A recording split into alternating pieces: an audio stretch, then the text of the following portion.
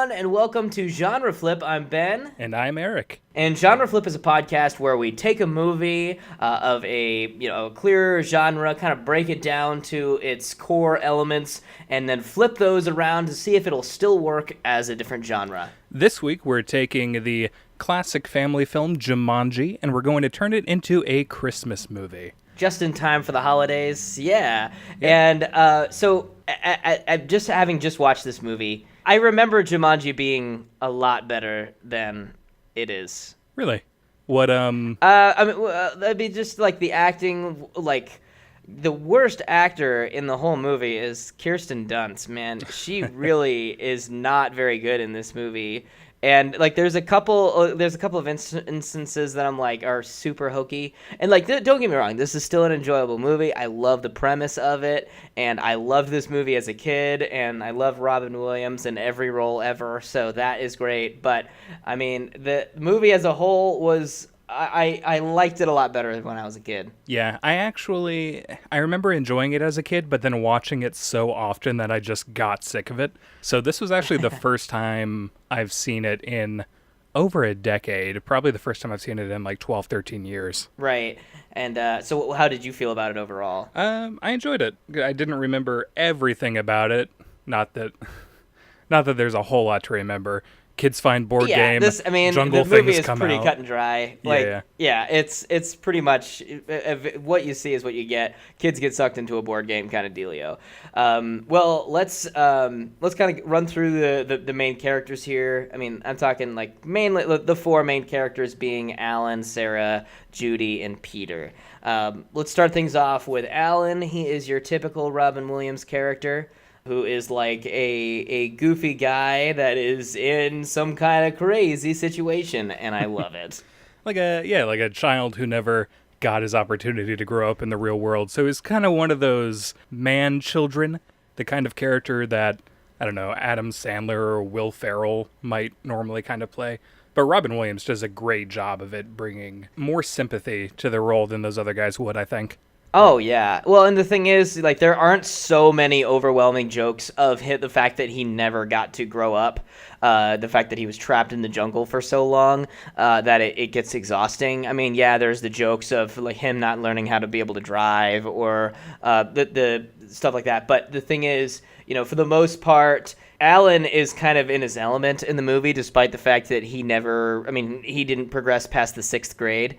He gets trapped in the jungle at the very beginning of this movie, and the things that come out of the Jumanji game are things that are related to what he has already been experiencing his entire life. Right, so he's already used to this by now. It's weird I'm just going to go ahead and spoil the end of the movie, where after they figure it out, this movie came out in 1995. If you haven't seen it by now, like, for real.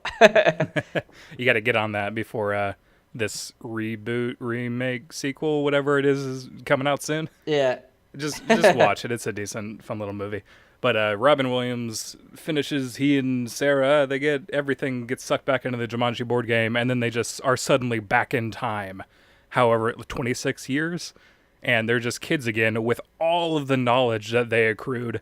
Alan, he didn't stay in school past 6th grade, so he still has like the same level of knowledge concerning the world. Right. But Sarah has been through, she is well into her adulthood by the time she goes back in time. So she has all this knowledge of the future. She has to have put that to use somehow, like Back to the Future style, like playing the stock market, betting on sports games and stuff. Well, I guess they're rich enough to afford that mansion. Well, here's the thing. That was already in their house anyway. So, in their family anyway. So it didn't. Right, he just inherited it's not like it was going to cost them extra. And, there's reason to believe at the very end of the movie where Alan is talking on the phone to his dad that he ends up becoming a big part of the huge pair of shoes phenomenon. So, odds are, they're obviously doing well. But this movie, the end of this movie kind of reminds me of like 13 Again or whatever, where, dude, you got to go back to school now? Like, I've already been through all this. Wait, 13 Again? Is that a different movie? Oh, maybe no, it's not. What is it? 13 going on 30? No, well, isn't there are movies where an adult goes back to being a kid, right? 17 Again? 17 again. There you go. Yeah. It's definitely got that alternate reality kind of twist to it at the end there. It's weird because you could have made that into the whole premise of a sequel if they really wanted to, but I'm glad they didn't though, to tarnish the reputation of the original Jumanji. They already made Zathura. I never even watched it. It looked bad from the trailers, so I was like, nah, I'm skipping it. Yeah, that's what I did too. All right, so Sarah, the one thing that makes me feel like she may not have been able to take advantage of the fact that she has all this future knowledge is whenever they meet her in the future, she is just a total shut-in. You know, everybody has convinced her that she's a crazy person, and so she is someone who is a complete and total loner outside of her relationship with her therapist. She doesn't really talk to anybody. And so that kind of makes me feel like she probably doesn't watch a lot of sports. She probably doesn't really try to stay up with the times with anything because she is so secluded. She just kind of wants to be in her own world. Yeah, I guess that's true. We don't really get to learn much about her other than she's now a psychic and has a therapist. Yeah. That's pretty much right. it. And that's all that we learn, but I mean, I feel like we can imply those things based on what we know about her character. And so she I guess never really got over her feelings for Alan or what it was, but there was one scene in the movie where she talks about how horrible her life growing up was because he got sucked into the game. Are you kidding me? Clearly Alan's was worse. He was like risking his life every day just living in the jungle. It's interesting to me that we never actually see what it was like for him living in Jumanji. They didn't even bother to go film on like the George of the Jungle sets or anything. But I guess the implications of what happened to him make it scarier in that you don't know exactly what all he had to persevere through. And he's got that little monologue and you kind of, to Peter talking about how hard it was. And you kind of get to see what it was like as more of the game progresses because I mean, he hears the stampede coming. He knows that it's a stampede. He sees the hunter, and he obviously has a relationship with the hunter from before. He sees, like there's all of these different pieces from the movie that as more things are coming out, like when he talks about the plants, you get to find out that Alan knows a lot about these plants because, and he even named them, for his own curiosity, but I mean, you get to hear a lot more about his time in the jungle from the experiences that they have while playing the game. That's true. It's weird how when he knows that Van Pelt is approaching, like, he goes, stoic, and he stares right at the kids, and he's like, oh no, Van Pelt. And then Van Pelt comes out of the game, he starts shooting, and he chases Alan away. When Alan comes back into the house, Sarah's like, what the fuck was that? And he's like, I have no idea. I don't know who that guy was. It's like, dude, you named him. Yeah. You know what his name is. You clearly have some sort of relationship, and now you're pretending just to not know. There's a lot of things that happen in this movie that are, I mean, they aren't really explained very well. And we'll get to some of the plot holes and stuff as we progress into the plot analysis, but kind of jumping forward into the other two main characters, the two kids, Judy and Peter. Judy, the only real thing that we know about her and Peter both is the fact that their parents are dead, that they just moved into the old parish place with their Aunt Nora, and they and Judy is someone who is a pathological liar, and she thinks it's hilarious. She's always telling lies. And Peter doesn't speak much anymore since his parents died. And that's basically it. Other than the fact that we know that they're siblings, that's really all we know about those characters. Yeah. So let's go ahead and dive into this movie, like kind of talking about the plot and starting to like keeping in mind as we're going through the plot analysis, kind of thinking about the pieces that we should pick apart so that we can use this into our genre flip to turn this into a Christmas movie.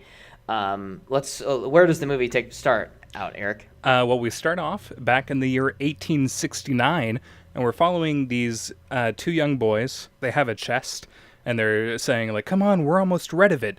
So clearly we know there's some kind of evil thing hidden within this chest. They end up burying it next to this stone reading 1M Brantford. So we know, okay, 100 years ago, these kids buried something evil. Oh, what could possibly go wrong? I love the part where they're digging it and the kid is like, what happens if somebody digs it up? And then the other guy really over dramatically is like, well, God have mercy on their soul. And then a lightning strike behind them, and then it cuts to 1969. Dude, let's talk about how bad people are at getting rid of this Jumanji game. Because they bury it. They bury it 3 feet underground. Somebody's going to find that. They leave a huge pile of dirt on top of it. Clearly something has been buried there very recently. Somebody looking for hidden treasure could find that and not know. Well, people suck at getting rid of it, as you just mentioned. I mean, skipping ahead to the very end of the movie, Alan and Sarah, they're just like, let's just throw it off this bridge. It's fine. Yeah, let's throw it in a shallow creek. Yeah, well, it somehow connects to the ocean, but we see at the very end, the last thing we see is these two kids find the game, so there's reason to believe that this pattern continues to go on over and over and over. Yeah, nobody's very good. Maybe that's one of the side effects of the game, is it makes you kind of want to subconsciously pass it on to more players. No, those kids were trying to get rid of it. They're just bad. Maybe that is the case. Kids making bad decisions. Well, speaking of kids, cut to 1969. Alan's a kid at this point. He's riding a bike. There is just so much evidence. He's like your typical kid that everybody loves. Where as he's riding by, everybody's like, "Hey, Alan, oh, go on ahead there, Alan." And he's like, "Thanks, everybody," except for these bullies. What is it about bullies in the 1900s where bullies are fucking horrifying in movies? Whether it's the 80s or 70s or 60s, whatever it is, if there's a bully in a movie, these kids are fucking horrifying. There's always a chase on whatever kind of kids transport is cool at the moment. So there's either a bike chase or a skateboard chase or a scooter chase, and then or a hoverboard chase if we're in the future. Yep. And then the bullied kid always ends up getting beat up. They always have the busted lip and the black eye, as we see with Alan, whose dad at the shoe factory tells him, you gotta puff your chest out, go fight these bullies head on, tell them you're not afraid. What's some fucking horrible advice? He's like, oh, go fight all those kids. I mean, it's clear, he looks outside, and you could have so easily seen there was 10 kids out there, and he's like, oh, go stand up for yourself. No, unless this kid is fucking a young Jackie Chan or a young Bruce Lee, there's no way that he's gonna be able to take out all these people. 10 kids all at the same time. But, of course, this is how we get to he gets beat up. And as he's at his little low point here as a kid, he hears these drums coming from this construction site over near him. So, of course, we, the audience, know, he's right over by where those kids buried the, whatever it was. So he goes to this construction site, and nobody even cares that this 11-year-old kid is just walking through this dangerous construction zone. He digs the game out of the wall. He's like, oh, what's this? A board game hidden in the dirt? Let's go take it home and play. Yeah. Well, and also, too, he digs the whole thing out of there. The construction people still at this point are not even noticing. The kid just leaves the treasure chest open right there, and he's like, all right, I'm out of here. What the fuck? He even takes one of the construction workers' shovels to break the lock off of the chest. Yeah. Nobody is paying enough attention at this construction site. But, of course, Alan needs to get the game, and he brings it home. He lives in this lavish mansion. Clearly, his parents make a lot of money. His dad's getting ready to do a speech. He's a guest of honor at some sort of event. And we get Alan and his dad having a confrontation. Alan doesn't want to go to boarding school, but his dad wants him to. And Alan says, I'm never going to talk to you again. Or whatever he says. And then, of course, the dad leaves, and almost immediately after the dad leaves, he's like, oh, I get to play this board game by myself now. And then, conveniently, Sarah shows up, which is the reason why he was beat up earlier by the bullies, is because Alan was hanging out with Sarah, one of the bullies' girlfriends. And so Sarah comes over, they decide to play the board game. Sarah rolls first, and all these bats start coming out. As soon as Alan rolls, he gets sucked into the board game, and Sarah runs away, horrified as bats chase her down the street. Dude, I love the dated effects in this movie. I like just like Oh, yeah. his hands stretching and the fingers starting to go into the board game, and his whole body in this, like, by today's standards, pretty bad looking. His whole body getting sucked into the thing. But I don't know. That's the kind of cheesy effects that I always loved as a kid. It reminds me of like Flubber, or when people when they would do the hand drawn lightning effects in movies. I've always loved that. Well, that's the thing, is that I feel like 90s effects is almost, I don't want to say timeless, but it didn't feel like they were so bad in the way that they were dated. I mean, because, you know, like if you go back and you play an old video game, the graphics just look terrible. But like watching this movie, yeah, it was super obvious that the monkeys weren't really on that motorcycle. But there was something kind of fun about watching them in that way. There's a good amount of CGI in this movie, but I feel like it's blended in with enough puppetry, and I'm not sure if they're animatronics, but some of the effects still look pretty decent. Aside from the monkeys look pretty awful. Continuing on into the story here, it cuts to 26 years later, and we are seeing like we see the house again as these new characters are moving into the house. Aunt Nora, as well as Judy and Peter, are now moving into this house. Everything is just like, it's almost like they left it exactly the way it was that day. Like 26 years ago, they realized that their son was gone, and then they never went back to that house ever again. Yeah, the furniture's all the same. Yeah. They just immediately evacuated and ran away, apparently. So we get to learn about Judy and Peter. Their parents died within the last year, pretty recently. Peter has dealt with it by not really opening up to anyone. He hasn't spoken much since the incident. And Judy is constantly fucking with people. She's making up lies left and right. Obviously, she's got quite the imagination. And, that might come into play later when crazy things actually start happening to them. What could go wrong? So this house is something that I don't know why Aunt Nora decides to purchase this house without actually going through it. I mean, you think typically when the realtor is there, they're going to walk you through room to room, showing you all of the different things. But there are multiple rooms that it is very apparent that the main characters that are living in this house have never been in. I mean, the fact that Alan's room was locked and there was no key that could open it. It was just completely shut by the time that they move in. And the attic, there's like all these bats in the attic, and the aunt had no idea that they were there. She never, to this day, ever saw the bats that were in there. The only person that ever saw them was Peter, because she says to Peter, "Hey, can you go up into the attic?" For whatever reason, I can't remember. But she sends him up into the attic, which is kind of creepy, like an attic of a place that people are saying is like haunted because like people were murdered in this house, or like that boy, like the little Alan Parrish boy was murdered in this house. Hey, can you go up into the attic? Chopped up by his father. Yeah, what the hell? I'm assuming Aunt Nora doesn't know about any of these urban legends. But there has to be something. The fact that Aunt Nora lives. I mean, she's single, with 2 kids. Yet she can somehow afford this mansion. She did not even think to question it. Like, what the crap? Yeah, I'm just guessing that she didn't ask many questions because they just found this giant house at. What a bargain! I'm assuming.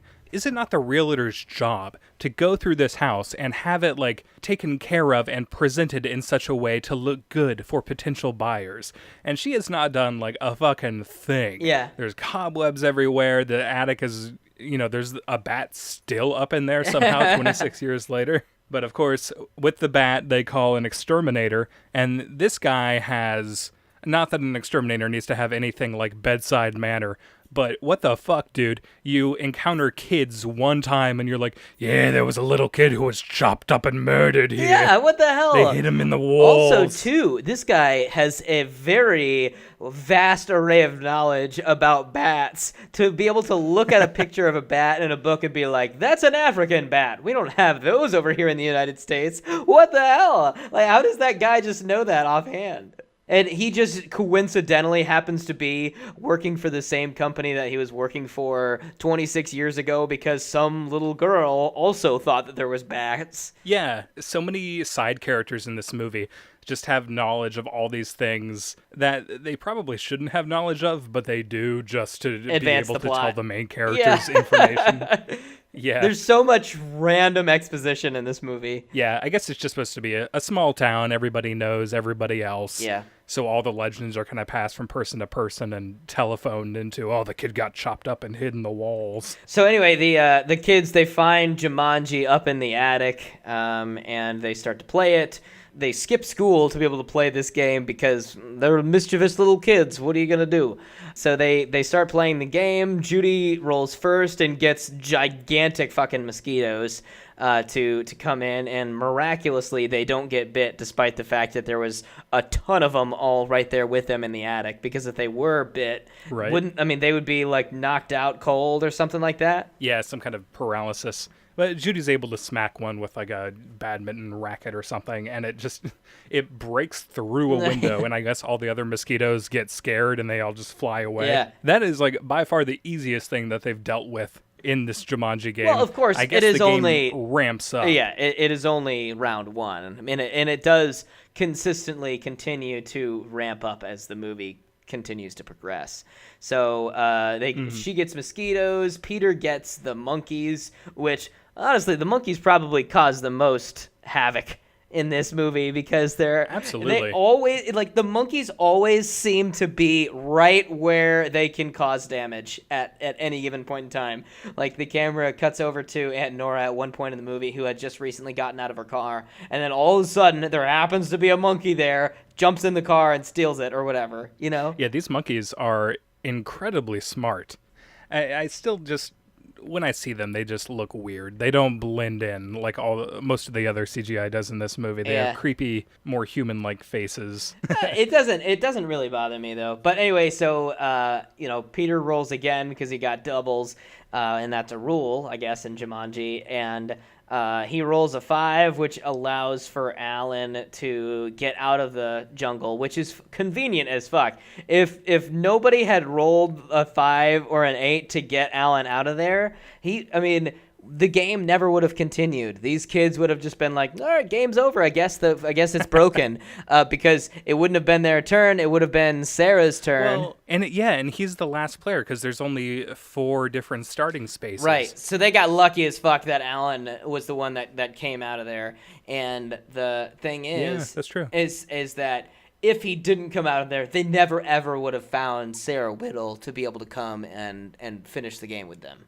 Yeah, they would have had no idea. This is the point where Alan comes out of the game and he stops the lion, and he goes through, like, basically the focus of the movie shifts from the kids to Alan at this point, where he becomes the main focus of the story, I think, for the rest of the movie, basically. I mean, I know it's a cast, but Robin Williams becomes the main character once he gets onto the screen. Right. And we just did Star Wars. Then it was the same thing with Luke. Yeah, he doesn't show up until 17 minutes into the movie, and he's, of course, the protagonist. And it's similar with Robin Williams. Like, he is the protagonist of this movie, and yet doesn't show up until like 20-something minutes into this movie, almost half an hour or so. Well, and the thing is, this movie is not that long. It's only an hour and 44 minutes. So really, he was only in the movie for a hair over an hour. His character is in it earlier, though, as a kid. So it doesn't feel quite like Luke in Star Wars. Yeah. But it is weird to have like a top-billed Robin Williams movie, and at the time he's like a pretty big star, right? Because it was right after Aladdin and all that. So it's weird to have to wait so long to see Robin Williams in the movie. But whatever, he does a great job. Oh yeah, He runs around town looking for his mom and dad. He finds their gravestones. Well, or the gravestone. I mean, going back, actually, even just a hair before that, as you were talking about how characters just have random knowledge. Like, some random old guy is standing there in the shoe factory, and he just knows everything about the parish life. And he's like, here, you're going to catch a cold out there. Here is some clothes that is the exact size that will fit your body style. Yeah, it's just this dude who's squatting in the old shoe factory. This town, since Alan left, has just become fucking dilapidated. Yeah. There's like graffiti everywhere. There's people shooting up heroin on the streets. Like everything has gone to shit, apparently, just because Alan went missing 26 years before. I guess the Parrish family remaining together was the one thing keeping this town from falling into disarray. Yeah. Somehow. This is just like it's almost like a dystopian future alternate reality kind of movie. Yeah. Except nobody realizes it until the very end. Well, when at they're least able to go back. At the very least, it's dystopian in that it's for this town. Yeah, for this town and for the lead characters. Because they all start out in these bad places, and then by the end of the movie, you know, they get the chance to go back, and everything goes back to the way it was always supposed to be. So skipping ahead a little bit here, Alan finds his parents who had passed away in 1991. It's 1995 at this point. Some stuff happens, and they end up getting back to the house. Alan is convinced to play the game by the kids, despite the fact that he was very reluctant to it. He really did not want to play it because, of course, this is the thing that got him trapped in the jungle for 26 years.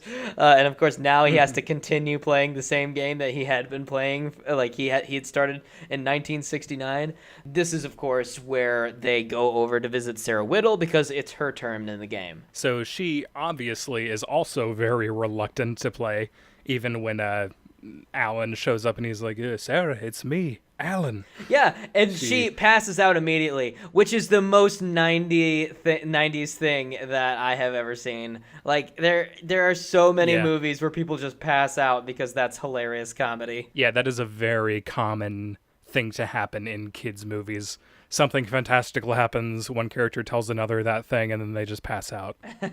Wow, haha. By the way... And then they just take her body, her passed out self, back to the house. Yeah, she was passed out for a long time, and then there. she happens to wake up right when they get there. Yep. Convenient. So Alan essentially just tricks her into rolling the dice. He's like, you don't have to play if you don't want to, and holds out his hand. She drops the dice, and he pulls his hand away. Like, I know you got to get her to play, but that's a pretty dick move right there. Well, I mean, you got to do what you got to do. So they continue to roll. Sarah rolls and gets the vines, which, it isn't really a big deal right now, but of course becomes bigger later. Alan rolls and gets Van Pelt the Hunter, who we had talked about a little bit earlier. I love the fact that the actor that plays Van Pelt is also the person that plays his father, because there's some, a little bit of, similarities between Van Pelt and the father's character. I feel like, I wonder if the version of Jumanji, like the jungle world that Alan gets sucked into, I wonder if it's conjures up things that are representative of his own fears. Yeah. Because it seems like that is obviously Van Pelt is modeled after his dad, if it's the same actor playing both characters. And it may be that way. It doesn't seem like there was anything about his time in the jungle that was enjoyable. Like, everything seemed to be terrible. Yeah. I don't know. I think they actually made a cartoon series. I can't remember ever watching it myself. I don't even know what channel it was on. But it was like some kind of alternate thing where Judy and Peter get sucked into the Jumanji world with Alan, and they have to make their way around and deal with various challenges within the jungle. Huh. That seems cool. Yeah. It sounds fun. The art style, the character designs are kind of absolutely butt ugly. But it sounds like a fun concept. Here's what we'll do. After we finish doing this genre flip, we'll go in and we'll watch some more lore so that we can do a part 2 of this for the next episode. No, I'm just kidding. So Alan rolls and gets Van Pelt, who chases him down the street. And he, of course, becomes a main villain in this movie from this point on, like constantly trying to thwart their plans and continue to make them stop playing the game. Judy rolls, doing whatever he can to catch Alan. Yeah. So Judy rolls and gets the stampede, which causes the bird to grab the game, and then it flies away. And then they, of course, there's just a lot of shit that happens where they need to try to get back to the house, but it takes them forever to get back. Yeah, here's where the challenges that they have to face really ramp up, and we're cutting between all of these different things happening. So, like, vines start overtaking the house. All the lead characters go to chase the bird down to the creek. we're cutting to Van Pelt, who's in a gun shop, and he just gives the dude working there a bunch of gold coins and gets like this some kind of assault rifle with all the different bells and whistles. Like, he's just gonna straight up obviously go out and murder a ton of people, but this guy's like, hey, you got gold coins? Okay. Yeah, that's something that is like, and of course this was made in 1995, and so that it's a time where, you know, gun disputes or whatever, politics was not really prevalent. But the funny thing to me is the fact that he just sets down all these gold coins, a currency that hasn't been used in centuries or decades at the very least, and the guy's like, yeah, that seems like it's probably valuable. Yeah, he doesn't even need to get them appraised or anything. Yeah, I don't need to verify this at all. It seems like you're probably rich. Let me call my gold coin guy, see what he has to say about this. And I love that Van Pelt carries around gold coins with him. If he is from the Jumanji jungle world, what does he need coins for? Yeah, right? What are you paying for? I guess there's some kind of civilization within the Jumanji world. I guess. And I guess they just didn't take nicely to Alan showing up. The main characters end up, they're at the creek. The Jumanji board game falls into the water, and Peter is able to just, in the nick of time, grab it before it goes down a slope or whatever it's going to go down. So, of course, they start making their way back home when Carl, the cop, shows up and arrests Alan. Which Alan had shaved and cut his hair at that point. I don't know how, and changed clothes. How the hell did he recognize the fact that that was Alan? I feel like that is a little bit like, And also, so like he takes him right after that. The Van Pelt tries to steal the board game from them so that Alan will come to steal the board game back. And then there's that whole scene where the stampede comes through, and Peter, like a fucking idiot, gets into the car, like thinking that the car is going to protect him from the stampede, and gets crushed in there. He almost. Meanwhile, he's also turning into a fucking monkey. Yeah, because he cheated in the board game. Because he tried to cheat at the game. Yeah. So like he's turning into a monkey. He almost gets crushed within a car by a bunch of elephants and rhinos stamping on top of it and whatnot.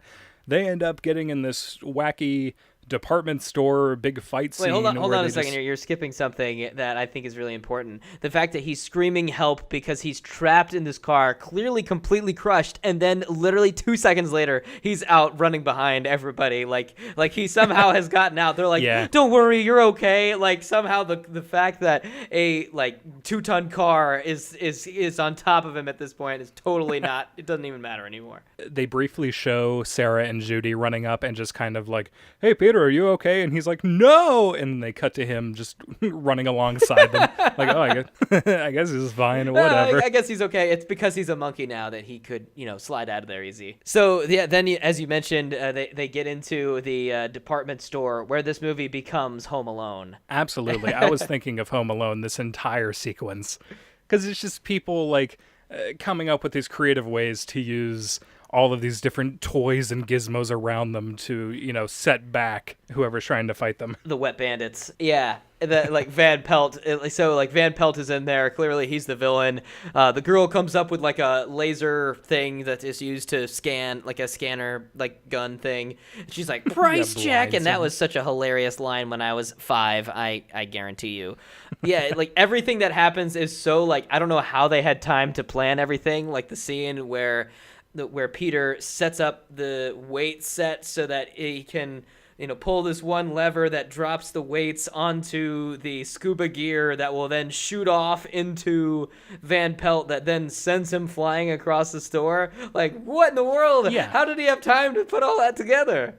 That is some Jack Sparrow level improv bullshit. Yeah. Just some MacGyver shit. Yeah, MacGyver, you just do one thing, you don't know where it's going to lead, but of course it turns into a Rube Goldbergian huge mousetrap type scenario where something ends up stopping the person you're fighting. It's still a fun sequence. It's just all sorts of dumb things happening one after the other. You kind of just you have to suspend your disbelief. With it. I mean, everything in this movie doesn't make any sense, but I mean, and that's okay. It's still a fun '90s movie. Cutting back to Alan at this point, who's in the car. He tells Carl that he's Alan, who then slams on the brakes and lets Alan go free, and then Alan takes the handcuffs Carl to the car, and then throws the keys, and then 2 seconds later he's got the keys in his hands again, and now he's driving the the car. Carl ends up going off on his own, driving the police car into the department store and stopping Van Pelt. And the main characters make their way back to the house. Carl is still trying to get this police car. Like, the whole gag with Carl throughout this movie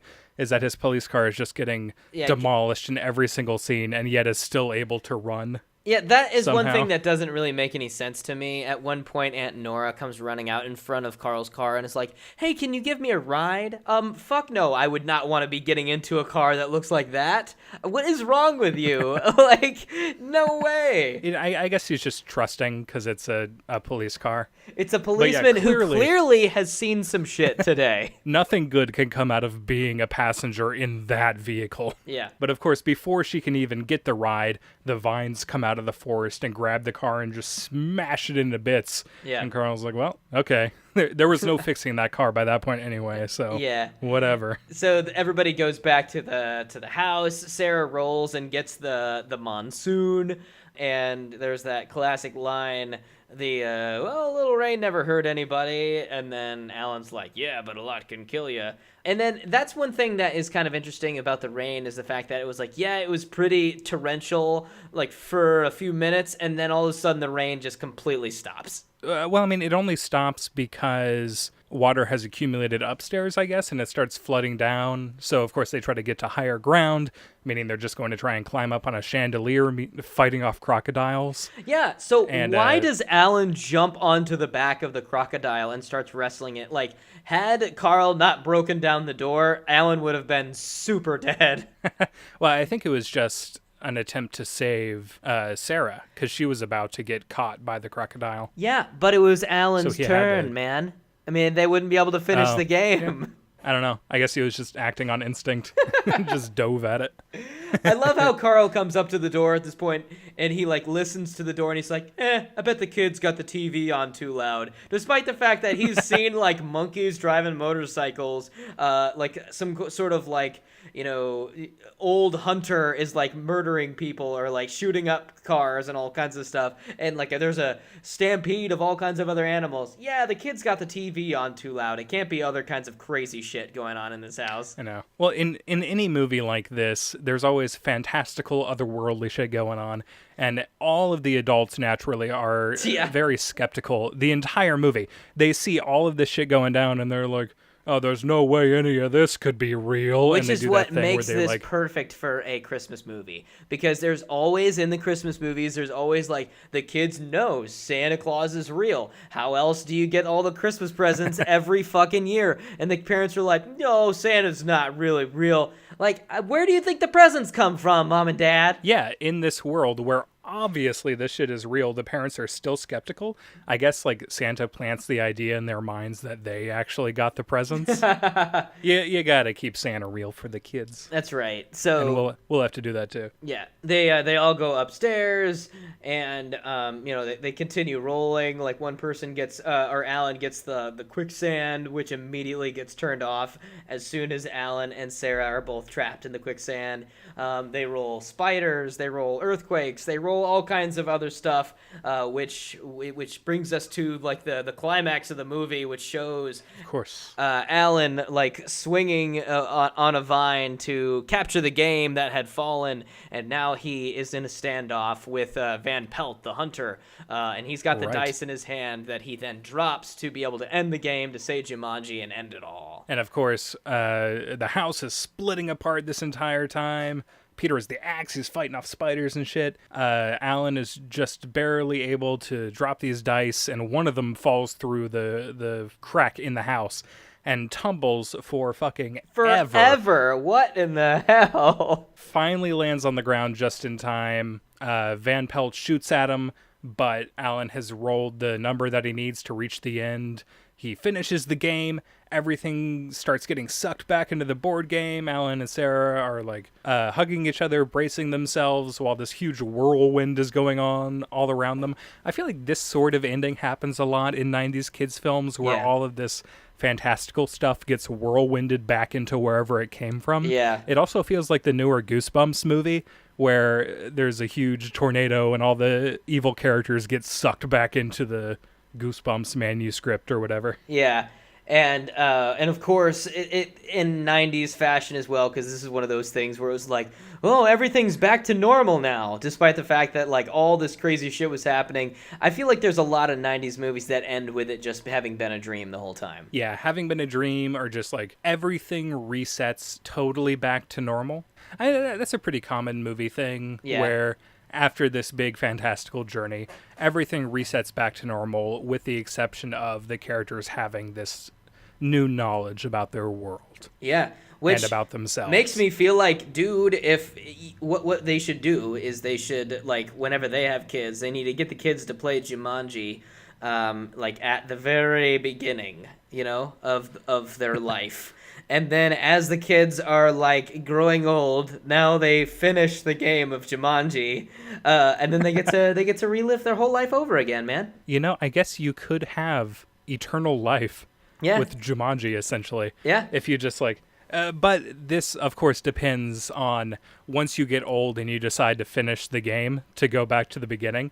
Like, you need to be able to deal with all the horrible shit that's going to come your way. Because if you're old and frail, you're not going to be able to deal with all of the things that they have to face during this movie. Yeah. Like, you're going to have to spend 5-10 years training for this shit that's going to happen. Because we don't even know what all the other stuff that could go on in Jumanji is like. Oh, yeah. I mean, there's so many. I guarantee you not all of the things that could possibly happen in the game happened whenever they were playing. So there's probably so much other shit that was happening, probably so much other shit that Alan saw in the jungle that we didn't see. And it would have been cool to see like a little bit of his time spent in the jungle, or hear him talk a little bit more about certain things that he had to face. But it's okay that they kind of leave it up to your imagination. Yeah. So, of course, now that everything's back in 1969, they get rid of Jumanji by throwing it over the bridge.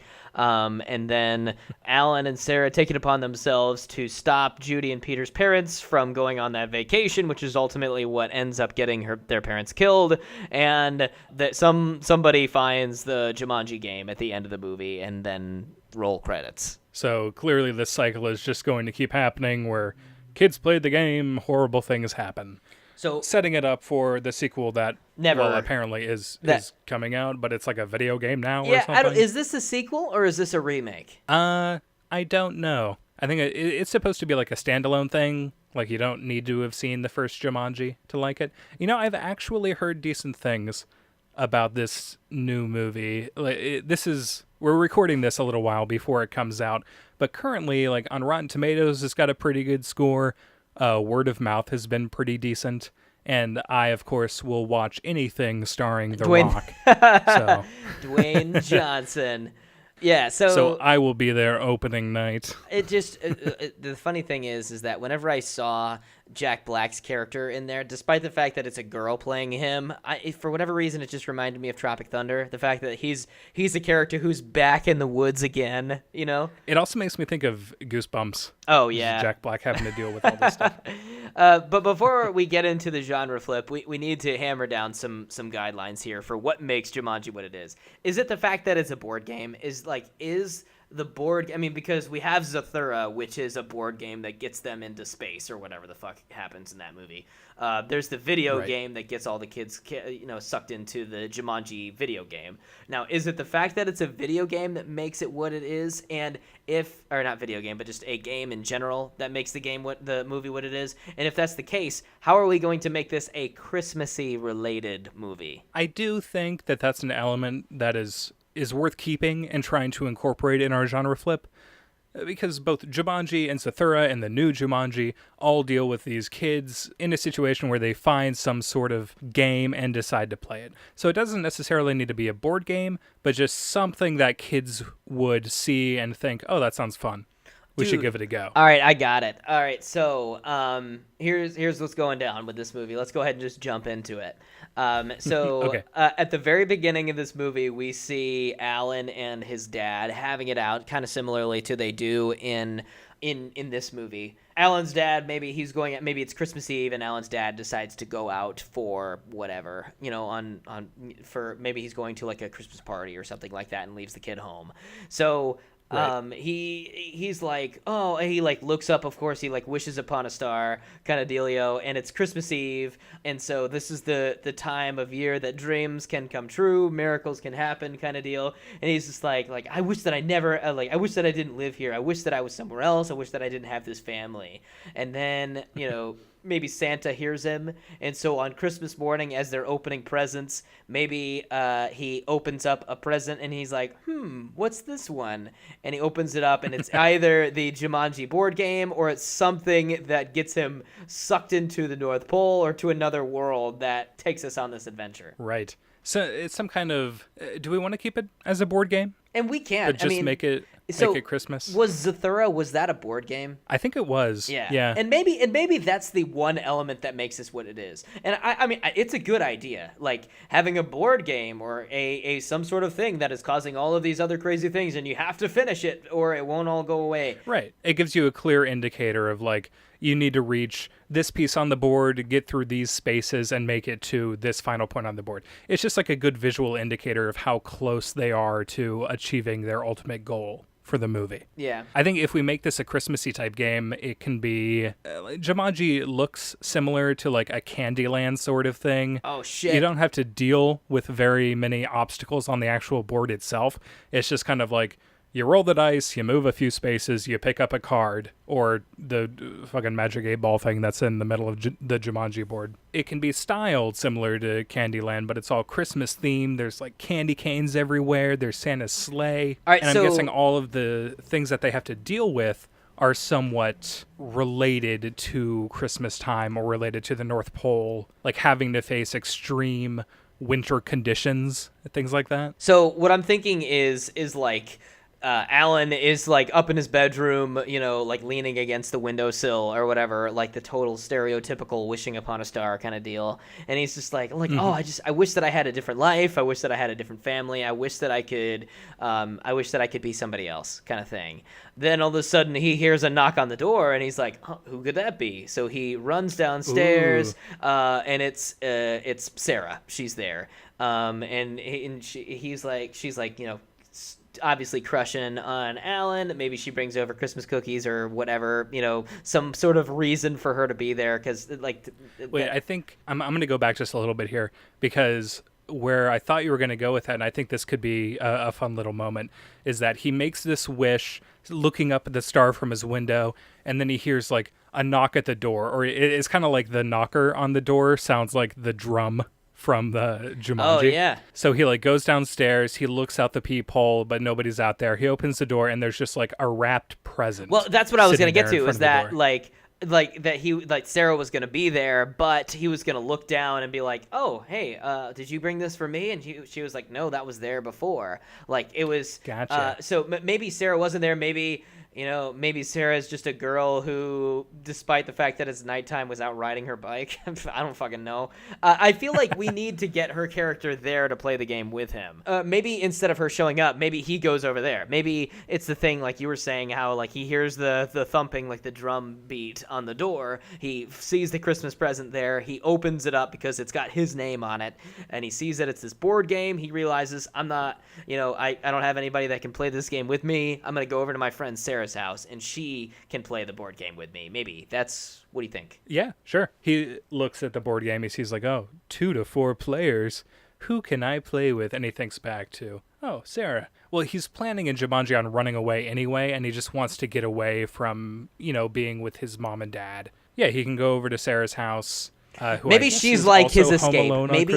Maybe she's like his escape. Maybe she's like a neighbor. Maybe they even have like a tree house that is like in between their two houses or something like that. Maybe like she is the character that he runs to discuss all of his problems that he has with his dad being so hard on him all the time.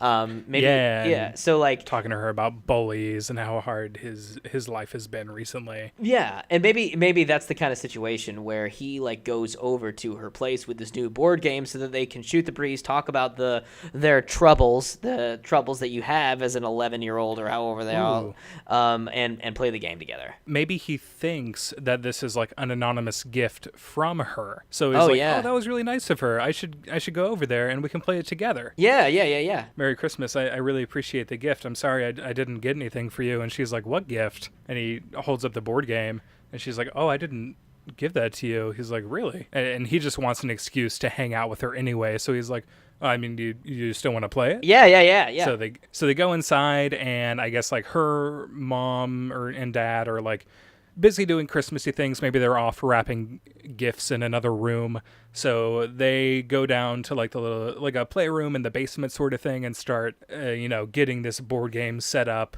It's all Christmas themed, so, they're going to have their fun here. And it can be like it was in Jumanji, where they start playing a little bit and something magical happens. It doesn't need to be something scary. Do we want to keep the element of every time they roll, there's like danger that's going to happen? I feel like, I don't know that it's necessarily danger, but I feel like it needs to be something that takes them both away from their current situation, and they need to finish the game to get back to where they were. Right. I mean, do we want to have the keep the same thing where it's 1969 and as soon as they start, before they can even finish the game, 26 years pass by, or maybe this game like sends them into the future or sends them into a life. Maybe Sarah also has problems with her family, like the typical teenager who's a rebel kind of thing, like, oh, Mom, you just don't understand me. And maybe they both, maybe they're both wishing that they could be somewhere else. And so in this game, it immediately, as soon as they start playing, as soon as they roll, it sucks them both into the game and it brings them into a world where neither of them have their parents. Okay, so it's kind of like a Christmas, what's that Christmas story? The one with Scrooge, you know what I'm talking about? Oh, A Christmas Carol? Yeah, it's like A Christmas Carol where he finds out the ghost of future past and the future and whatever. Okay, if we go this route, and they're going to be essentially in this version, Alan and Sarah are both like they're both the protagonists of this story, and if we go that route, I think it'd be nice to set up Sarah a little bit more in the beginning. Okay, so how should we set her get up? to see we get to see Alan's home life. We get to see that essentially maybe his big Christmas gift is that his dad is going to send him to this prestigious boarding school. Yeah, and he gets really excited about it, and so he decides to send him there early to spoil it for him early instead of on Christmas morning. He comes into Alan's room and he's just like, I was gonna wait until tomorrow to be able to give you this, but I've decided I've decided to share this with you now. We're going to be sending you to Cliffside. He's like, what the fuck? Why, Dad? I don't want that. That's an awful gift. And his dad's like, wow, you fucking unappreciative jerk. Whatever. I never wanted you as my son. Oh, my God. They have their little fight or whatever. So they have their fight. We can start off with Sarah near the beginning when Alan is dealing with the bullies. We can have Sarah and Alan talking a little bit then. Maybe Alan gets chased away by the bullies. And meanwhile, Sarah goes back to her house and her parents are just like really mean to her. Maybe it's like she has a relationship with her mom that is similar to Alan's relationship with his dad. Right. Maybe she has these expectations set for Sarah that Sarah just doesn't care about. She wants to live her own life and do her own thing. Yeah. And not be shoehorned into whatever her parents want her to accomplish in life. Right. Yeah, what can Sarah's mom be trying to do for Sarah that Sarah really doesn't want to happen? Maybe let's see. When do you start taking like the PSAT? Is that sophomore year of high school, or do you ever do it in middle school? Maybe there's some sort of test that is going to be taking place that the mom really wants for the daughter to be able to get on a life track that will get her to fall into the same path that she did when she was a little girl, so that she can become the successful lawyer that she is today. And the daughter's I don't want to be a lawyer kind of thing. That, or like Sarah's mom was never able to accomplish a certain thing. Oh, so shit, that's way better. So now she's forcing Sarah into like being the person that she wasn't able to be. Yeah. So, like, as gifts for Sarah, she's given her, like, PSAT study prep books and shit. And Sarah's like, I don't care. I don't want to do this. I don't want to go to law school or medical school or whatever her mom's trying to force her into. So both Sarah and Alan are dealing with this situation where their parents have expectations for them that are just like either unreasonable or just things that they really don't want to do in the first place, and their parents can't seem to understand that. We see Sarah getting into a dispute with her mom, and she's like really furious at this point. She opens the door, getting ready to like run away or getting ready to like storm off for a little bit, maybe to like go outside, maybe even to go over to Alan's place to like talk to him about her problems. And then she sees Alan. He's standing there at the front door with Jumanji in hand. And he like thanks her for the gift, and she's like, what? I didn't get you a gift. He's like, oh, but they decide to go, and she's like, I just need to be out of my house right now. I need to hang out. And he's like, yeah, me too. Parents, right? They're never getting jiggy with it. You got to go with the Will Smith. Parents just don't understand. So this is the mid-90s. These kids are all about some Will Smith. The Willennium is coming up, and they decide to go to their tree house in between their houses and check out this fun board game and get their mind off of the parent problems. So they open it up and they're immediately like, whoa, kind of thing, because this thing is like a beautiful, magical, Christmassy looking game, similar to, I mean, like similar in style to the to Jumanji, but of course, like very festive. Christmas themed. Yeah. Dude, in the middle of the board, the Magic 8-Ball style thing should be like a snow globe. Oh, shit. Where the message will appear on it. Yeah. And it'll like, and whenever they roll like the snow globe, instead of it appearing with words, it'll like show them what's coming. Yeah, it'll have like a little visual representation, like they're looking in on a miniature version of the North Pole. Yeah, yeah. So they start playing this game, and at this point, they've already both wished that they could be somewhere else. And I don't know. I mean, one of the magical things about Jumanji was that every time they rolled something, it rhymed. I think coming up with rhymes on the spot, I don't know that we're going to be able to do that. But it's something that says like... And that's something that's already very Christmassy, because there are so many Christmas storybooks that are just, you know, it's basically kids' poems. Right. Accompanied by pictures. It'll be like that. Well, and I guess it doesn't have to rhyme because it's just the image instead of the words.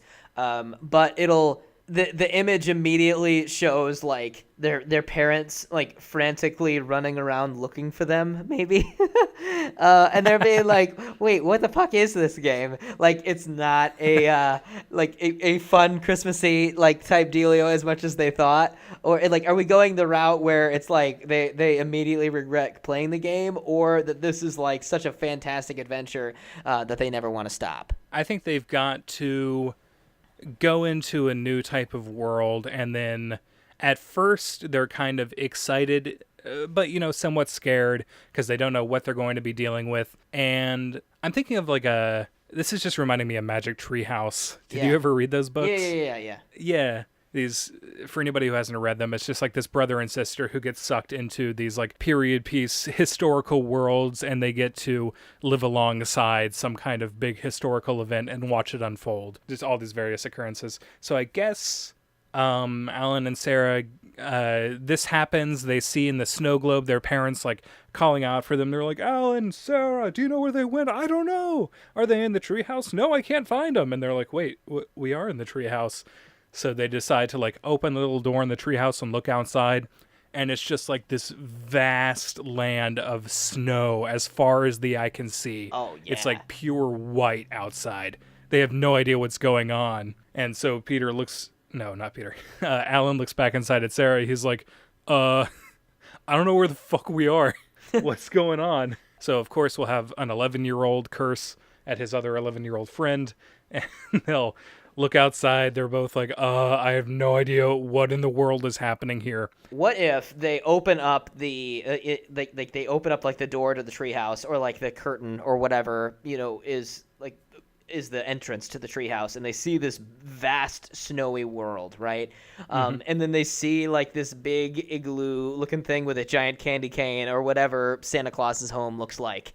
And they're both are like, what the fuck is this? And so but obviously in like the cool radical 90s terms, they're like, Big what in the Willie groovy style. world? Yeah. Cool, or like the what in the wiggity whack higgity hack whatever, I don't fucking know. What in the Fresh Prince is this?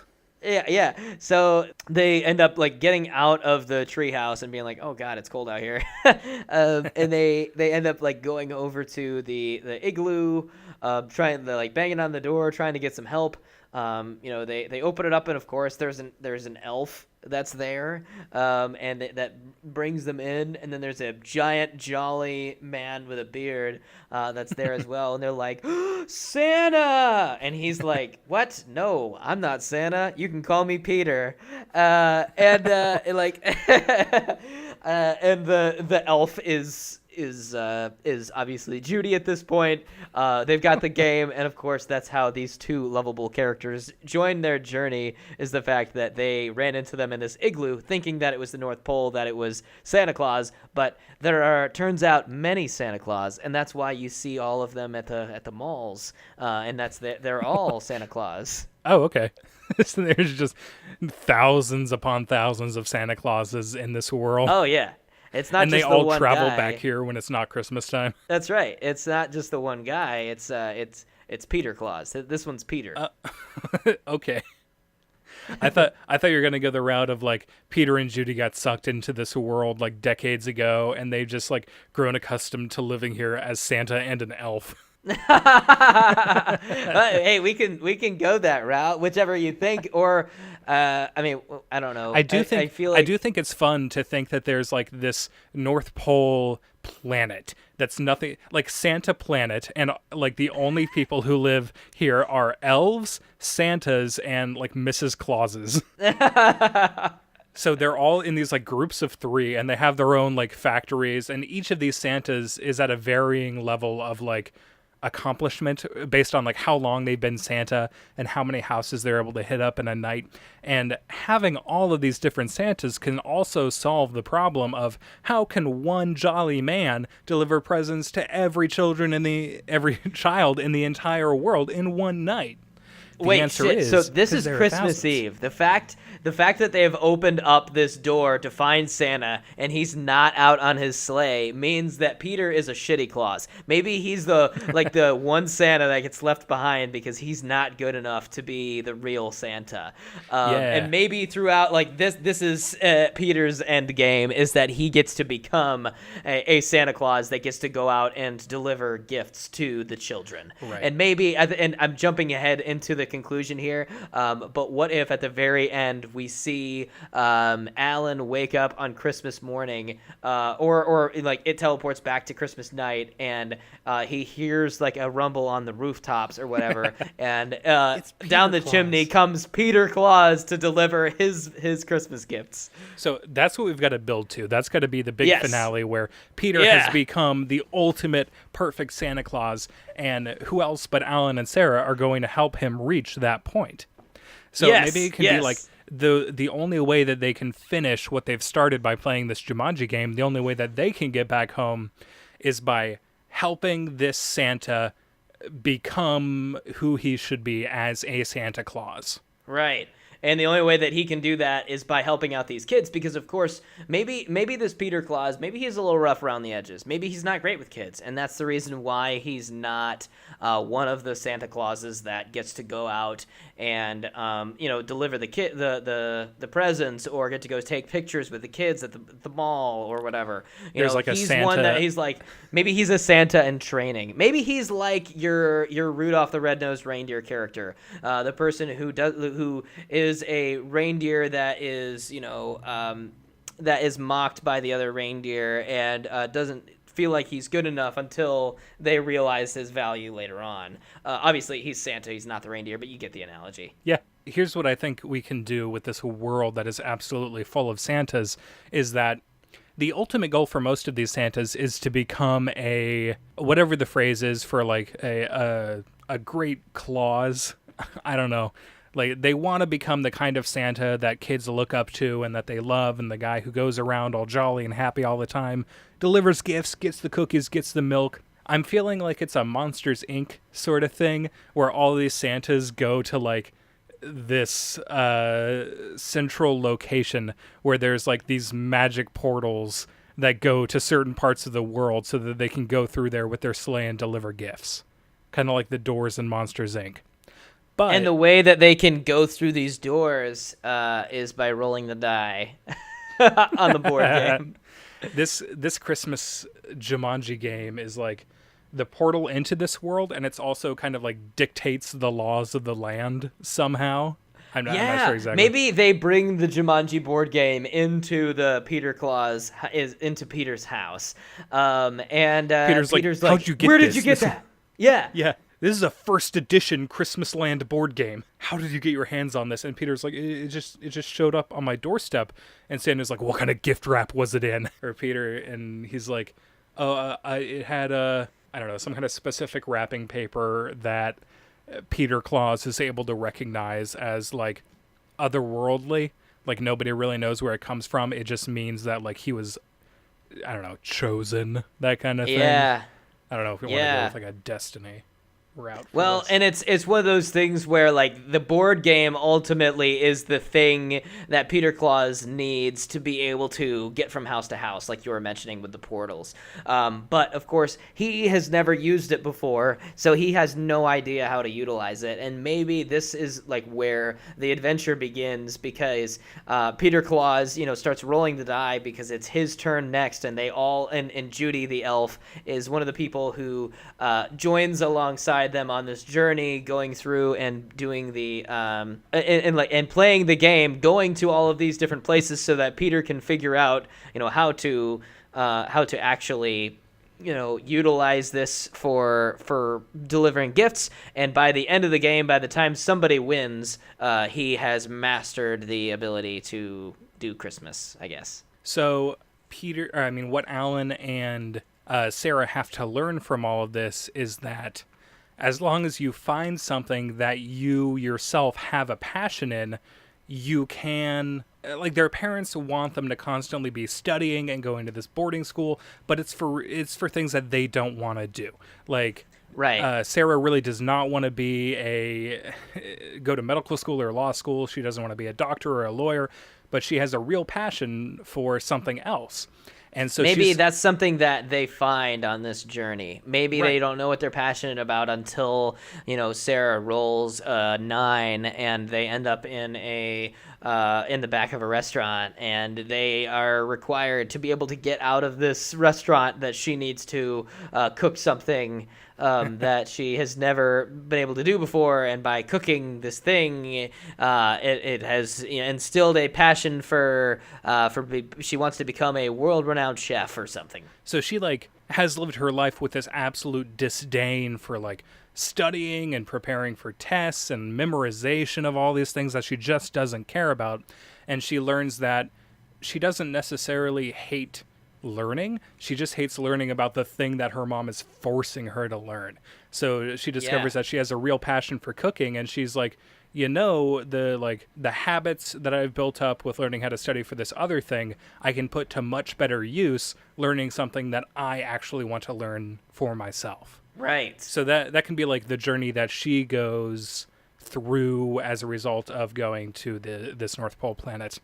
And Peter can have a similar type of, Alan can have a similar type of journey where he realizes that his parents are really hard on him and they're forcing him to do these certain things, but he realizes that they are trying to do what they think is best, even if they're not really doing a great job of that by forcing him to go to a boarding school and all that. But they're trying, and he can appreciate that, and he learns to based on this time away from home, maybe he has some flashes where he sees what his parents are doing when they find out he's missing on Christmas morning, and they just he thinks that they only care about themselves and the boarding school and their money, but he sees that they neglect all of that when he goes missing, and they drop everything and just start searching for him. All right, so I've got an idea here. All right, so Okay. I'm thinking that back in the treehouse at the very beginning, that Alan rolls first, okay? And maybe this game is a thing that takes you to where you want to go, or like takes you to where you need to go to be able to realize something, or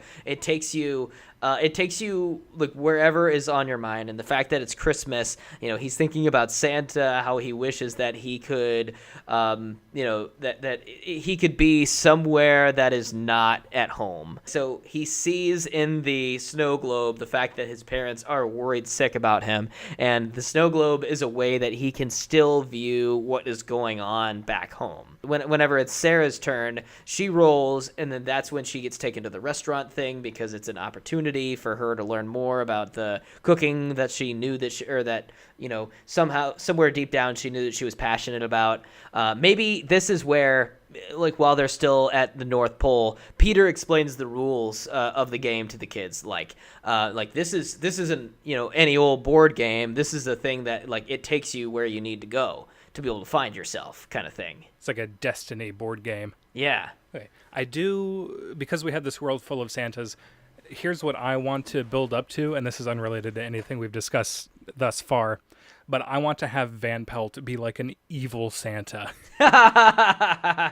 He's like a rival of Peter Claus, and he just really wants to stop him by any means necessary of becoming one of the main Santa Claus guys and actually like being able to go around and deliver gifts. He's just out to get him for some reason. So, Peter, I'm thinking that Van Pelt Claus, I'm thinking that he's still in a Santa outfit, but instead of it being like red and white, it's black and red, Yeah, just all the white. He's the one that goes around and gives the coal to the to the kids on the naughty list. Right. So the good Santas are the ones that become Santa Clauses, and they go around and deliver the good gifts.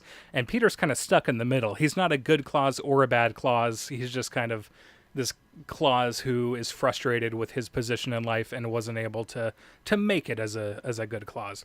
But the bad Clauses are the ones who deliver the coal, and as a result, they themselves have become somewhat black-hearted. Yeah.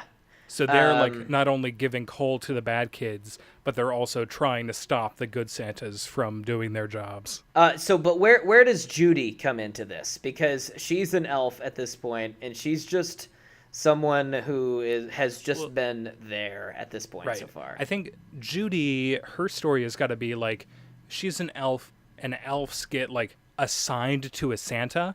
Like, maybe they just don't have a choice in the matter. They just get assigned to a Santa, and they're basically will work with the Santa to try and come up with the operations for whatever, like, toy factory they need to make. And she is just grown accustomed to Peter, like, wallowing in his, like, sadness that he hasn't become what he wanted to become in the first place. And as a result, he's just not even trying anymore, essentially. And she's resignated herself to the place where she's just, she doesn't know if there's anything she can do to motivate him. What if we take this route? I feel like since Judy and Peter are adults in this, instead, like, we can't make them siblings. Because what I was thinking was, what if at birth, Judy was assigned to be an elf, not a Mrs. Claus. She always wanted to be a Mrs. Claus, and she spent her time growing up with Peter, who was assigned to be a Santa, not an elf. And so maybe she's in love with Peter and wants to be able to be with him, but she can't because she's not a Mrs. Claus, so she's not allowed to be able to fill that role. And so she has resided herself to be his elvish minion type dealio, where like she will do whatever he asks because she loves him, and she believes that Peter is someone who can accomplish great things, that he can become the Santa that he has always known that he was meant to be. She's the only character that believes in Peter at this point, since none of the kids do, because nobody. I mean, I'm not talking about Alan and Sarah. I'm talking about none of the kids in the world, because they don't know who he is. But I'm thinking that at the end of this, that she needs to, like, the grand Santa, maybe, is, like, someone who, like, realizes that he got it wrong, and that, people should be able to be with whoever they want to be, and that she can end up with Peter Claus at the end. So, like, there's just this big societal boundary that's preventing Santas from dating elves instead of Right. Mrs. Clauses.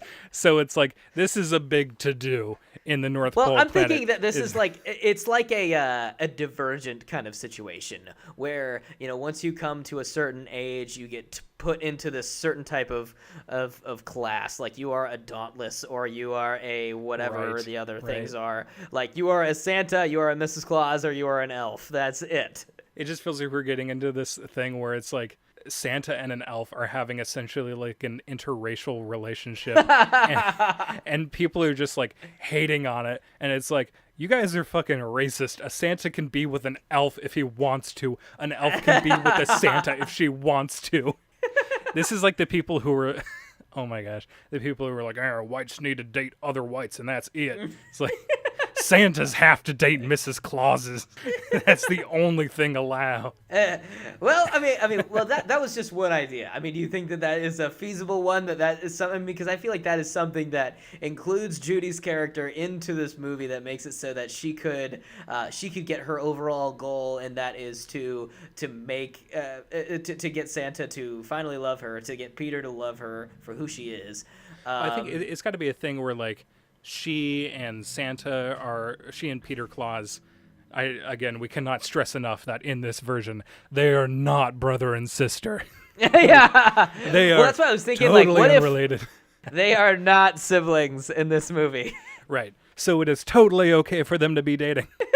So Peter Claus and Sarah are having they're already having something of a relationship. Like, they both like each other, but there's a societal boundary. It's like Romeo and Juliet, where it's like, I'm a Montague, you're a Capulet. Our families, the world around us won't let us be together, but we are going to go against those odds and become Santa and elf in holy matrimony.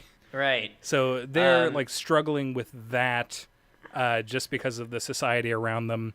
And I guess by the end of the movie, they kind of, not only does Peter become a successful Santa Claus and Judy becomes the successful elf, and she doesn't need to transform into like a Mrs. Claus by the end of it. It's like at the end of Shrek, when it's like, oh, Fiona can just stay an ogre because she's beautiful on the inside and Shrek loves her for who she is. That kind of thing. Right.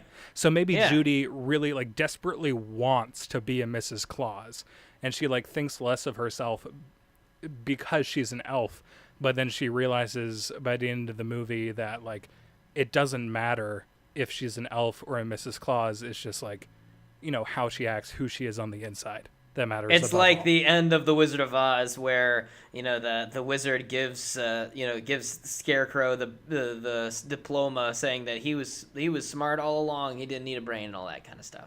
You had it in you all along. Yeah, you had it in you to be with Peter all along. You didn't need to be a Mrs. Claus. You could just be who you are, kind of deal. Hey, that sounds All right. like a good arc for her.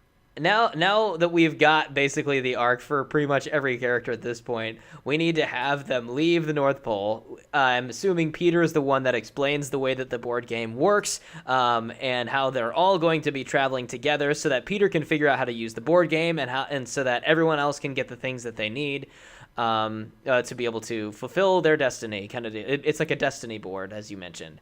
Right. I think this would be fun as like a little bit of a road trip movie where they all get in like Peter's sleigh, and because he's not a true Santa, he doesn't have the ability to fly this sleigh, but he does have reindeer that are going to pull it along, and they're going to essentially sled through the snow and try to make it to like this main Santa hub city. And that can be like the Monsters Inc. factory where all the Santas go through portals to go and deliver gifts. So his goal is to like make it there with this whole cast of characters and try to figure out exactly how to finish this game. Maybe they start traveling to that city because there's somebody there who can help them, who can tell them more about the game. Yeah, maybe there's somebody in that city that can help them like channel the game, you know, because the thing is that Judy or Sarah is the one that rolls next, and that's when they get teleported to some random place, and that random place is I'm thinking a restaurant, or is some sort of situation where it's like a high stress. Well, I guess a restaurant wouldn't be very high stress, but it has to be.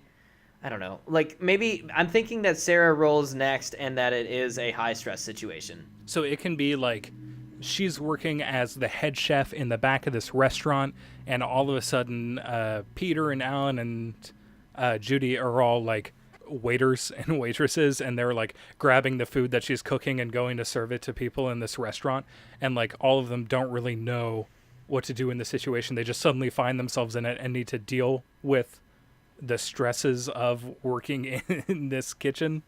But Sarah can come to the realization that even though this is really hard, she kind of like picks it up, she gets used to it, and she starts to really enjoy the process of cooking and then seeing people enjoy the dishes that she prepares. I'm not sure exactly how we got to make this Christmassy in some way. It's got to be like Christmas what I'm dishes. thinking is that maybe it's not Van Pelt that is like, maybe like Peter doesn't have to roll to get Van Pelt. Maybe he's just somebody that realizes what's going on. He's like a Santa that's like, oh man, I'm not going to allow Peter to figure out how to use this board game so that he can become a real Santa. I need to stop him in his tracks. And so they're at this restaurant serving all these people when Van Pelt shows up, and Peter's like, oh fuck, Van Pelt is here. And so he rolls the dice to be able to get them out of it, and he teleports to some random place. Or maybe Judy is the one that realizes it, and she's the one that teleports them to some place that relates to Judy first. Well, okay, if we're going to do that, Van Pelt has got to show up a little bit earlier in the movie. He's got to be a bad Santa living in an igloo, like not too far away from where Peter Claus lives, and he's got like a telescope. Well, he's got like some kind of radar, like a fucking dragon radar from Dragon Ball Z, where they're able to track where the Dragon Balls are. He can tell when a Jumanji board is there. Right, Jumanji. So this board is kind of like, this board is like a legend around these parts, and whoever has access to it, if they can harness the magical properties within this board, they can essentially like grant their own wishes if they're able to harness its power. So this is his ultimate goal. He just wants to steal this board from them, and that's why he's hunting them down throughout the entirety of this movie. Okay. So he's like constantly on their tail. They're teleporting from place to place, learning things about themselves before they finally wind up in Santa City. But who did you say rolls next, Judy? I would say Judy, because I think ultimately, like, if it's sending them to a place that is like where they belong, Peter, whenever he rolls the dice, it needs to take them to Santa City. Gotcha. But we've got to wait until it's his turn. So it's Judy. It's Judy who rolls next. Right. It's Judy's turn to roll. She finds herself in a scenario maybe where, so she wants to be a Mrs. Claus above all.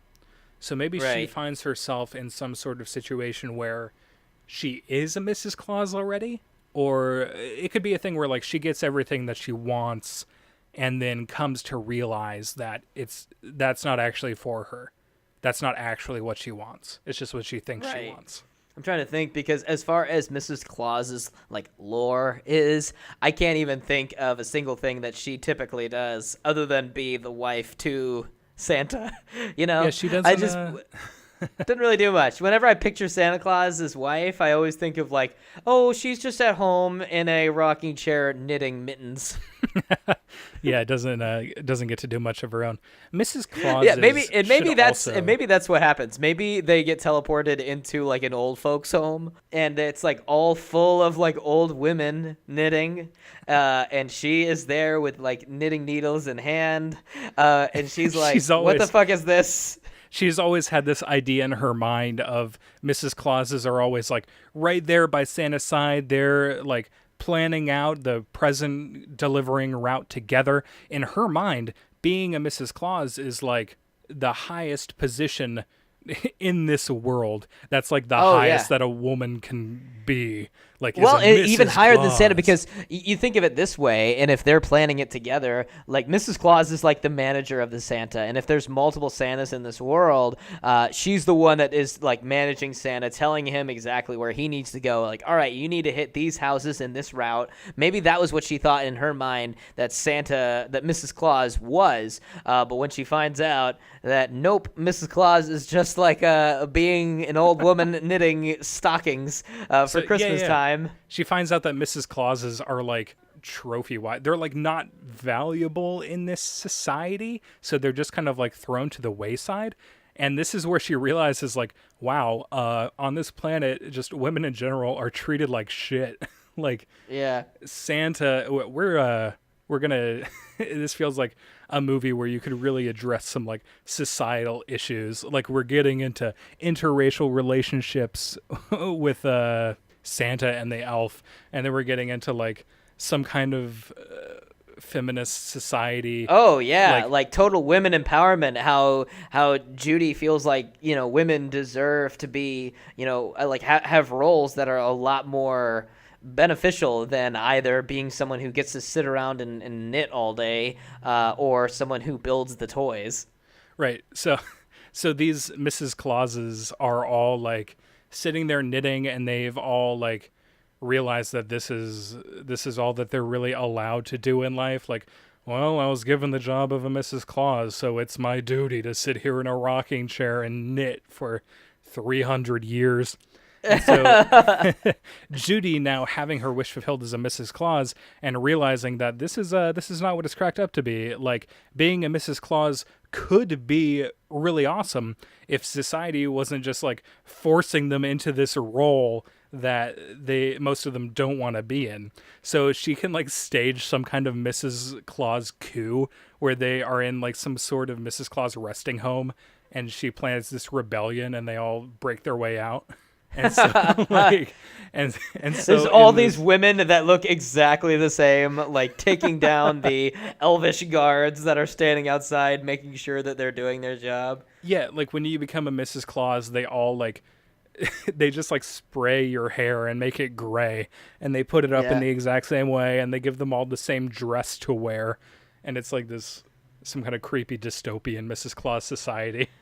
They're not There's allowed to... there needs to be like a set of doors, and like there's like two elves that are on the other side of the doors, and they're just kind of standing there, and they hear this like like a thumping noise. It's like a and then like one of the elves like leans up to the doors and like, what is that? The other one's like, run! It's a stampede! And then one of the Mrs. Clauses like jumps up and kicks the double doors, and they just slam open and the doors fly off the hinges. And all the Mrs. Clauses are running past, throwing their knitting sticks into the wind and screaming like, we're going to live our own lives now. So yeah. So throughout this entire journey, these characters are just throwing this entire world, North Pole planet, into disarray and completely changing like the societal boundaries of this world, and like making everybody rethink how they've been living their lives for the last hundreds of years. All right, so jumping back a little bit to Sarah's world a little bit here so we can make this a little bit more Christmassy. Maybe they get into like a restaurant where there's all these elves that are making the same pastries that they've been making, day in, day out. That's like, this is the only set of food that you can make in the world. And Sarah's like, what? No, you got all these different spices here. We can make all these different things. And so she's making like, all of these like lavish, like incredible, types of foods that these elves are like, oh my gosh, we have never thought to make something like this before. This is amazing. And she realizes that she's actually a really good cook, and that, that this is something that she could, consider to do forever, that this could be like her career path. And that's when, of course, Van Pelt shows up. Judy grabs the dice to be able to save them and rolls it. And that's when they end up in the Mrs. Claus nursing home type of dealio. Right. And so Judy, for a split second, is like, oh my God, I'm finally a Mrs. Claus. And so for like for a little while, she gets to live what her dream has been for decades, living as an elf. And then all of a sudden it turns into like, she realizes she's in this nursing home type of thing. And all what these if it's Mrs. like one of those Clauses things where what if it's one of those things where like she rolls the dice and then she like she wakes up or whatever, and she is wearing the classic old Mrs. Claus outfit. She like looks in the mirror at herself, touches her face, kind of like looks at herself, and she's like, "Oh my God, I finally become a Mrs. Claus. Like, this is like everything." yeah, like this is everything that I wanted, and then immediately like one of the guard elves are like all right, back to work or whatever, like sending her back to the chair to knit another one of the hundreds of stockings that are being knitted that day. And then of course the rebellion happens, the stampede runs through, and where do we go from there? I mean, at this point, this world is being thrown into total disarray. Like, there are Mrs. Clauses going around destroying the Santa-based patriarchy, apparently. And so Judy, like, transforms back into an elf. So Peter can roll the dice, and we get transported to Santa City, which is where they were headed in the first place. But it's not as like amazing as they thought it would be, because the coup started by Mrs. Claus's has like thrown the city into like a shutdown while they're trying to figure out like how to get the system going again. Well, and I mean the elves, like the cooking elves or whatever, that could have caused a panic as well. And so they teleport to Santa City so that maybe this is a place where Peter can take the test to become a Santa or whatever, which is what he's always wanted. But whenever he teleports with the board game, whenever he makes his turn, he realizes that this is not. There's something wrong about this place. So they get transported to the Santa City. There's like people running around. It's like the stock market. People are running around on phones with their Santas like, I don't know what's going on. The elves aren't producing enough cookies. The Mrs. Claus aren't churning out the sweaters that we need them to make. I don't know what's happening. Well, I was thinking the stockings, because like that is the typical thing that Santa will put some of the gifts in the morning. Right. And so if if Mrs. Claus is the one making the stockings, then that way all the kids could have a place to have their goods. So they get to the city, and there's all these like business elves running around, and they're like, the stocking market has crashed. And so everybody's freaking out. Peter goes, and he's going to try and take the Santa test, but they're like, listen, we can't do that right now. Like, all of our systems are down. We're not getting all the things that we need to get. Listen, come back later. We might be able to do it, but until then, the world is going fucking nuts right now. Try again next year, Peter, or whatever. Yeah. And so he's like incredibly disappointed, because the thing that he always thought that he could be, to be Santa Claus, he finally gets the opportunity to get there. This is Peter's low moment, where he finally gets the thing that he wants, but he realizes that it's not what he anticipated that it would be. Kind of similar to Judy with becoming the Mrs. Claus. And so what I'm thinking here is that like something happens, and it makes it so that the Santas are not going to be able to get enough presents out in time. Like the Van Pelt Santas are going to take over, and there's going to be a lot of kids with a lot more coal this year, despite the fact that they weren't on the naughty list. They were good kids, but they ended up getting coal because they didn't have enough for Christmas morning. What I'm thinking is, in this societal, like this Santa world, the reason why there is the good and the bad list is because maybe there was this struggle, like maybe there was like a war between the types of Santas long ago, and the only way that they were able to come to a compromise is by separating the kids in half, saying that half of them have to be bad enough to be able to get the coal, and half of them that are good can get. It's like the heaven and hell kind of situation, but for presents. So like, because the good Santa world is being, all of these things are going wrong with it. And I mean, it sounds like this society isn't all that great to begin with, because even if they're giving presents to kids, it's like the women are treated like shit, and they only allow Santas to date Mrs. Clauses. Like, there are some issues with this society in the first place. And then on top of that, the evil Santas, realizing that the good Santa civilization is in disarray, start to try and take advantage of that, and now they're trying to come into the city and take over, and their ultimate goal is to treat the world as their own, like have the power for themselves. They get all the magical properties of the world, and they don't use their abilities to make presents for kids. They just give all the kids coal, and live these lavish lives on Santa Planet. What I'm thinking should end up happening here is like there should be a thing where, you know, the Santas realize the business elves and the Santas realize that not enough kids are going to be getting the presents that they deserve on Christmas morning. And what's going to ultimately end up happening is that Peter is going to figure out how to utilize the board games so that he can teleport to all of the kids across the world by himself, alongside his trusty sidekick elf Judy. The two of them together in their sleigh are going to be able to visit all of the kids on their own without having to utilize the other smaller classes of Santas. Peter's going to become the ultimate Santa Claus, so that every kid can get, like every kid, even the kids on the naughty list, every kid gets good kid gifts. By the end of this, I feel like because the entire Santa world is in disarray, the only choice Peter has is like he knows he's not a real Santa, but they end up like breaking in to the big Santa building and deciding that like if none of these other supposedly good Santas are going to be doing their jobs just because the world is suffering from all these various things happening, they're going to do their best to try and deliver presents. And these four main characters go around the entire world harnessing the magical properties of this board game to deliver gifts to everybody. And I feel like by the end of this, like, not only does every character realize that, you know, who they're meant to be, they realize something about themselves, but the Santa world also unanimously decides that Peter is actually, like, the only Santa who was, like, doing the shit he was supposed to do. Yeah. And decides to elect him as, like, the one unanimous Santa Claus. President Santa. So... So he gets essentially all the votes from all these Santas who realize, like, this guy had his focus in the right area. He was delivering the presents when no one else did. He's going to be number one, President Claus.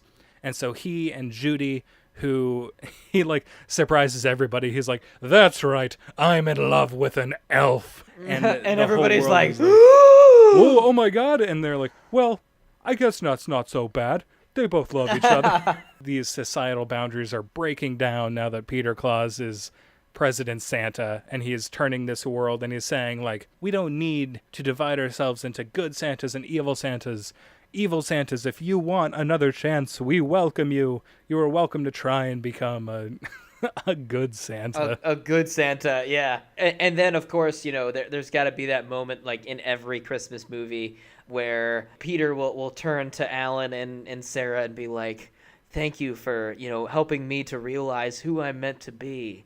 You know, it's like, you are the ones that jump-started all of this. You are the reason why we are, you know, like, why that Christmas we are has able been saved. That Christmas has been saved, yeah. He's like, you restored peace to our world, and now let me do the same for you.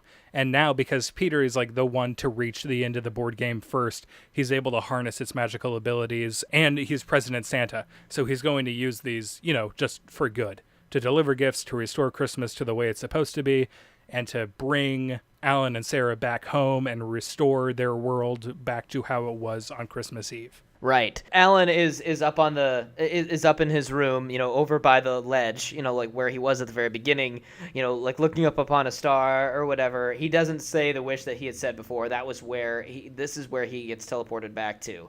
And then all of a sudden he hears that familiar like drum beat noise, and he goes like, it's back. And then when he goes downstairs, instead of finding the board game that he found before, it turns out that was the noise that was Santa coming down the chimney to bring him the presents. It was Peter Santa that was there. You know, he gives him like at this point, Alan is the only one that hasn't found out the thing that he needs to be.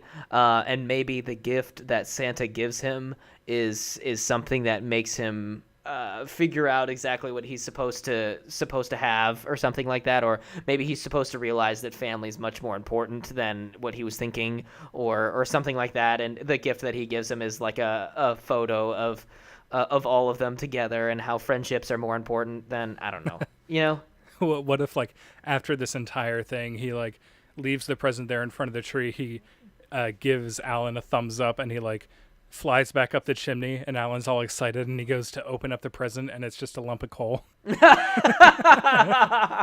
It turns out that there was a plot twist, and that Peter actually became, he became one of the Van Pelts. The twist is that Peter was actually an evil Santa all along. He was using this to take over the Santa realm for the evil Santas. That's hilarious. And then, of course, that would be a big twist. then Alan realizes it, and Alan becomes the real one true Santa. I don't like this ending, though. That's Peter... the deleted ending. Yeah. So of course he leaves the present under the tree. Alan opens it, and it's a framed photo of the four of them having a blast together. In their respective areas that they teleported to in the Christmas world. The same thing happens for Sarah. We cut over to her, and she tells her mom, she's like, look, I know that you want for me to become this successful lawyer, but I've found that I actually really love cooking, and I'd love to pursue the culinary arts as my thing. And the mom's just gonna be like, oh, I really wanted what's best for you. I just wanted for you to be able to have what you want, and if what you want is to be a chef, then I think that's great. Yeah, she just turns around and becomes understanding right there at the end. And Alan's dad can be like, listen, if you don't want to go to boarding school, that's okay. You don't have to if you don't want to. Of course, that's where things end. It cuts back over to the Santa Claus world. It shows President Santa on his in his chair, and right alongside him is Judy the elf, who is sitting there with him, not a Mrs. Claus, but as his companion and as his partner. The end. Both worlds have been restored to total harmony. Dude, I had no idea how we were going to do this. I'm watching Jumanji. I'm this is not a Christmas movie at all. How the hell are we going to do this?